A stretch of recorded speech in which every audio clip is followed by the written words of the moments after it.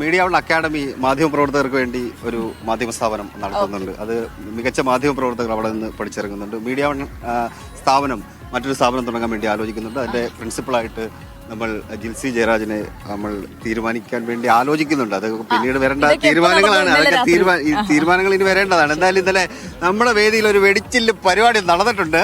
ആ വെടിച്ചില്ല് പരിപാടി അത് പ്രേക്ഷകർക്ക് വേണ്ടി ഞങ്ങൾ സംരക്ഷണം ചെയ്തു.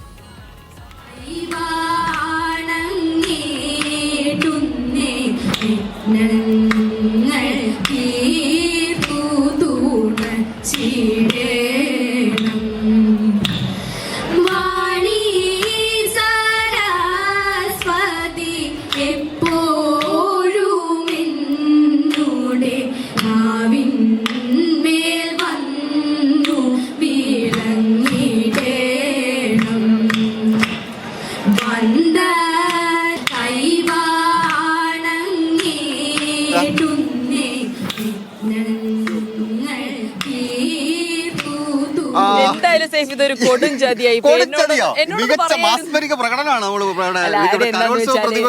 അല്ല അതൊരു കയ്യബദ്ധമാണ് ശരിക്കും പറഞ്ഞാൽ.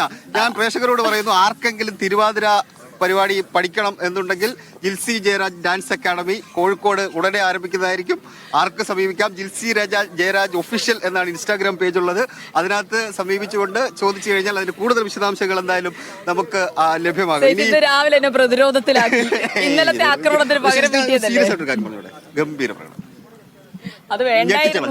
അല്ല, എനിക്ക് ഒരു കാര്യമുണ്ട്. അതെനിക്ക് ദിവ്യ സയ്യരോട് ഭയങ്കര ഇഷ്ടമുള്ള ഒരാളാണ്. അപ്പൊ അതുകൊണ്ട് അതെ അപ്പൊ അവരും കൂടെ കളിക്കാൻ വിളിച്ചപ്പോ എനിക്കൊരു ഭയങ്കര സന്തോഷം തോന്നി അങ്ങ് ചെയ്തു പോയതാണെന്ന്. ശരി, അപ്പൊ എന്തായാലും അതൊക്കെ കഴിഞ്ഞ് നമ്മൾ